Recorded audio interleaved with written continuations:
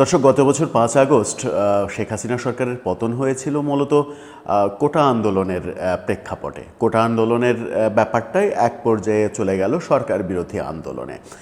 কোটা আন্দোলনের ব্যাপারটাতে শেখ হাসিনা সরকার প্রথম দিকে যদি একগুঁয়ে মনোভাব না দেখাতো তাহলে পরিস্থিতি ভিন্নও হতে পারত, সরকার পতনের ঘটনা নাও ঘটতে পারত। যদিও অনেকে বলেন যে এই আন্দোলনের সঙ্গে সম্পৃক্ত, অনেকে বলার চেষ্টা করেন যে এটা একটা মেটিকুলাস ডিজাইনে করা। সুতরাং কোটা আন্দোলনের ব্যাপারটা শুরুর এজেন্ডা থাকলেও আলটিমেট টার্গেটটা যে সরকার পতনের ব্যাপারেই ছিল সেটা মোটামুটি বোঝা যায়। কিন্তু কেউ যখন মেটিকুলাস ডিজাইনের কথা বলেন, আবার কেউ যখন সেটা অস্বীকার করে স্বতঃস্ফূর্ত আন্দোলনের কথা বলেন, নানাভাবে এই আন্দোলনের স্টেক হোল্ডাররাই যেমন বিতর্কিত করেছেন, আবার আন্দোলনের বিরোধী যারা ছিলেন, যারা আওয়ামী লীগের পক্ষের লোক, তারা তো বিতর্কিত করার চেষ্টা করবেনই, এটাই স্বাভাবিক। কিন্তু মূল যে ইস্যু, যে কোটাকে কেন্দ্র করেই আন্দোলনটা শুরু হয়েছিল। এর আগে আমরা দেখেছিলাম 2018-তে কোটা আন্দোলন হলো, তখন নুরুল হক নূর নেতা হিসেবে আবির্ভূত হলেন। তারপরে সেই আন্দোলনকে কেন্দ্র করেই ডাকসু নির্বাচন করলেন এবং ডাকসু নির্বাচন করে ভিপি হয়ে গেলেন। নুরুল হক নূর বেশ স্টার হয়ে গেলেন। তারপরে তিনি রাজনৈতিক দল গঠন করলেন। কিন্তু এই কোটা আন্দোলন থেকে সরকার পতনের আন্দোলনের স্টেক হোল্ডাররা নুরুল হক নূর যে পর্যায়ক্রমিকভাবে এগিয়েছেন, সেই পর্যায়ক্রমিকভাবে এগোতে চাইলেন না, এক লাফে গাছের মাথায় উঠতে চাইলেন। অর্থাৎ আন্দোলনের পরপরই তারা রাজনৈতিক দল গঠন করলেন এবং রাজনৈতিক দল গঠন করে বৈষম্যবিরোধী আন্দোলনের সময় তাদের যে জনপ্রিয়তা ছিল সেই জনপ্রিয়তাটা হারিয়ে ফেললেন। কিন্তু মূল যে ব্যাপার, যে কোটা আন্দোলন, সেই কোটা আন্দোলনকে কেন্দ্র করে এত আলোচনা, বিশেষ করে মুক্তিযুদ্ধ কোটা থাকবে কেন? মুক্তিযোদ্ধারা তো এখন আর নেই, তাদের ছেলে মেয়ের পড়াশোনার অপশন তো নেই, তারা সবাই বড় হয়ে গেছে, কেন তাদের নাতিপুতিদের কোটা দেয়া হবে? এটাই তো মূল ব্যাপার ছিল। এবং এখানে মুক্তিযুদ্ধকে আঘাত করার ব্যাপারও ছিল, এরকম কথাও অনেকে বলেন। যে আমরা স্লোগানও দেখেছি, মুক্তিযোদ্ধার দুই গালে জুতা মারো তালে তালে, এরকম স্লোগানও অতি উৎসাহীরা দিয়েছেন। কিন্তু যে কোটার যে কথা বলছিলাম, যে কোটার বিরুদ্ধে আমরা আন্দোলন করলাম, সেই কোটা আবার যদি এই সরকারের আমলে যদি নানাভাবে সেই কোটা ফিরে আসে, কিংবা সেই কোটা সব জায়গা থেকে নিধন করা না হয়, সেই কোটা সব জায়গা থেকে বাদ দেয়া না হয়, এই সরকারই যদি নতুন করে কোটার সিস্টেম চালু করে, তাহলে ব্যাপারটা কেমন হয়? তাহলে ব্যাপারটা এরকম হয়, তখন অনেকের বলার সুবিধা হবে যে 2024-এর জুলাই আন্দোলন যেটা, সেটা আদতে কোটা বিরোধী আন্দোলন ছিল না, সেটা নামমাত্রে একটা অপশন ছিল। কারণ সরকার হাইকোর্টের মাধ্যমে সেই ব্যাপারটা, সুপ্রিম কোর্টের মাধ্যমে সেই ব্যাপারটা সমাধানও করেছিল। কোটার ব্যাপারটা শেষ পর্যন্ত কোর্টের ব্যাপার যেহেতু ছিল, কোর্ট সমাধানও করে দিয়েছিলেন, কিন্তু তারপরেও কিন্তু আন্দোলন থামেনি। তাহলে কি ব্যাপারটা এরকম যে গত বছরের আন্দোলনটা আদৌ কোটা আন্দোলন ছিল না বলেই আবারও বিভিন্নভাবে কোটা ফিরে আসছে এবং সরকারও জুলাই শহীদদের পরিবার কোটা পাবে, জুলাই আহতরা এই জায়গায় কোটা পাবে, ভর্তি পরীক্ষায় কোটা পাবে, চাকরিতে কোটা পাবে, এখানে কোটা পাবে, ওখানে কোটা পাবে, এই ব্যাপারগুলো সরকার যখন বলছে, তখন আমরা দেখলাম যে বুয়েটের শিক্ষার্থীরা রাস্তায় নেমে এসেছে। গত রাতেও তারা বিক্ষোভ করেছে, আজকে সারাদিন তারা শাহবাগ ব্লকেট করে বিক্ষোভ করেছে এবং জনভোগান্তি আবারও চরমে উঠেছে। এবং সেই বিক্ষোভের ইস্যুটাও কোটা বন্ধ করতে হবে বুয়েটের নানা ক্ষেত্রে। বুয়েটেও কেন কোটা থাকবে?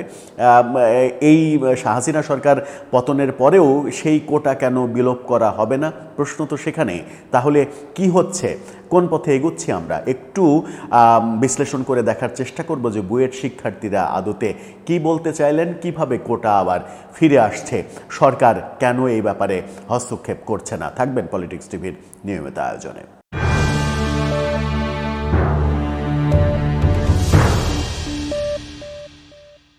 দর্শক, বলছিলাম বুয়েটের শিক্ষার্থীরা শাহবাগ ব্লকেট করেছে। গত রাত থেকেই তারা আন্দোলনে নেমেছে। গত রাতে তারা আন্দোলন করেছে। গত রাতের আন্দোলনের একটা ছবি আপনারা দেখে নিতে পারেন। সেই ছবির পরে আজকে দিনের ছবি, শাহবাগ মোড়ে দিনের বেলায় বিকেলের ছবি সন্ধ্যার আগের ছবিও দেখে নিতে পারেন। এই দুটো ছবি, দুই সময়ের ছবি প্রমাণ করে যে তারা গত রাত থেকে আজকে পর্যন্ত শাহবাগ ব্লকেড করে রেখেছে এবং সেখানে চরম জনদুর্ভোগ দেখা গেছে। জনগণের সঙ্গে নানা ধরনের বাগবিতণ্ডা, মানে এরকম ঘটনাও ঘটেছে। এর আগেও আমরা শাহবাগ ব্লকেডকে কেন্দ্র করে এরকম পরিস্থিতি দেখেছি।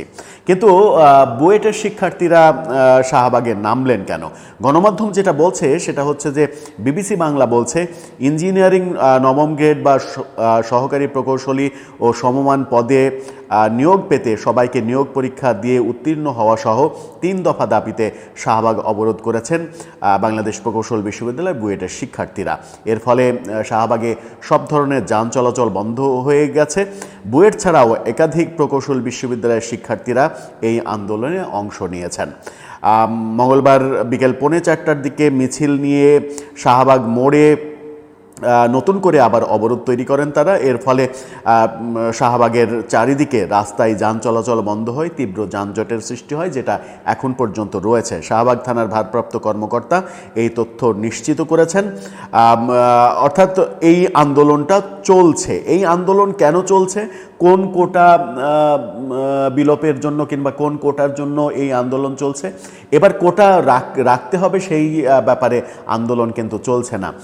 কোটা ওই আগের মতো 2024-এ যে আন্দোলন হয়েছে, কোটা রাখা যাবে না, কোটা মুক্ত বুয়েট চাই, সেই আন্দোলনটা হচ্ছে। কোন কোন ক্ষেত্রে কোটা রয়েছে? নবম গ্রেডে 33% যে কোটা রয়েছে সেই কোটা বাতিল করতে হবে।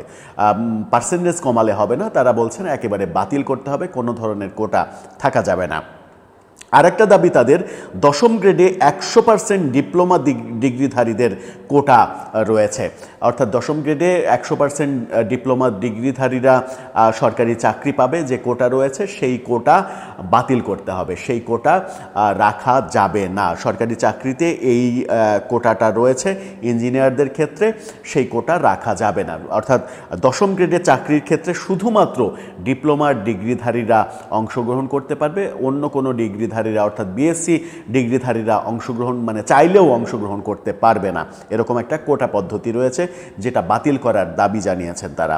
এরপরে যেটা তারা দাবি করেছেন, আর একটা দাবি, 3 দফা দাবির প্রেক্ষিতেই তারা শাহবাগ ব্লকেট করেছে। সেই দাবিটা হচ্ছে ডিপ্লোমা করার পর বিএসসি না করে কেউ ইঞ্জিনিয়ার পদবি ব্যবহার করতে পারবে না। অর্থাৎ নামের আগে পরে ইঞ্জিনিয়ার এই শব্দটা বিএসসি ইঞ্জিনিয়ার ছাড়া কেউ ব্যবহার করতে পারবে না। এখন দেখা যাচ্ছে যে এসএসসি পাশ করার পরে যে ডিপ্লোমা করে, পলিটেকনিক ডিপ্লোমা, সেই ডিপ্লোমা করেই নামের পাশে ইঞ্জিনিয়ার বসিয়ে দেয়। নামের পাশে ইঞ্জিনিয়ার বসিয়ে দেওয়ার অর্থাৎ সেই লেখাপড়ার মান হচ্ছে যদিও 3 বছরের ডিগ্রি কিংবা 4 বছরের ডিগ্রি, কিন্তু সেই লেখাপড়ার মানটা হচ্ছে এসএসসি মানে এইচএসসি সমমানের, অর্থাৎ ইন্টার পাস সমমানের। তো ইন্টার পাস সমমানের ডিগ্রি, ডিপ্লোমা ডিগ্রি নিয়ে কেন ইঞ্জিনিয়ার পদ ব্যবহার করবে নামের আগে পরে, সেটা একটা বড় প্রশ্ন তাদের কাছে।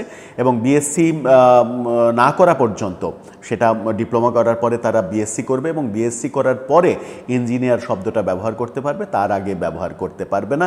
এই 3 দফা দাবিতেই তারা মূলত শাহবাগ ব্লকেট করেছে। গত রাতেও আমরা এই ঘটনা দেখেছি। এখন ব্যাপার হচ্ছে যে সরকার নিজেই তো, এই সরকার দায়িত্ব নেওয়ার পর কিংবা ক্ষমতা নেওয়ার পর নিজেরাই তো বিভিন্ন সেক্টরে নতুন নতুন কোটার আমদানি করছে। বিশেষ করে যে জুলাই আন্দোলন হলো কোটার বিরুদ্ধে, সেই জুলাইয়ের আহতরা এই কোটা পাবে, নিহতদের পরিবার এই কোটা পাবে, চাকরিতে পাবে, ভর্তিতে পাবে, এটাতে পাবে, ওটাতে পাবে, মেডিকেলে বিশেষ সুবিধা পাবে, নানা ধরনের কোটার ব্যবস্থা করা হয়েছে। সেখানেই স্ববিরোধিতা দেখছেন সচেতন মহল, যে কোটা আন্দোলনের, মানে কোটা আন্দোলন যারা করলো, কোটার বিরুদ্ধে যারা অবস্থান নিল, তারা এখন মানে কোটা গ্রহণ করতে তাদের কি চক্ষু লজ্জা কাজ করবে না, সেই প্রশ্নটা সামনে আসছে। বুয়েটের এই দাবির প্রেক্ষাপটটা, যদিও আমরা এই ভিডিওটা যখন করছি, অর্থাৎ মানে রাত 8টার একটু আগেই ভিডিওটা করছি, কিন্তু রাত 8টা পর্যন্ত সময় দেওয়া হয়েছে এই দাবি মেনে নেওয়ার ক্ষেত্রে। সরকার কি সেই দাবি মেনে নেবে, নাকি শাহবাগ ব্লকেট চলতেই থাকবে অবিরাম, সেটাই এখন দেখার বিষয়। দর্শক, আপনার কি মনে হয়, কোটামুক্ত বাংলাদেশ কি আমরা পেলাম কোটা আন্দোলনের পরিপ্রেক্ষিতে, নাকি যে লাউ সেই কদুই থাকলো? আপনার মতামত জানিয়ে লিখতে পারেন আমাদের কমেন্ট বক্সে।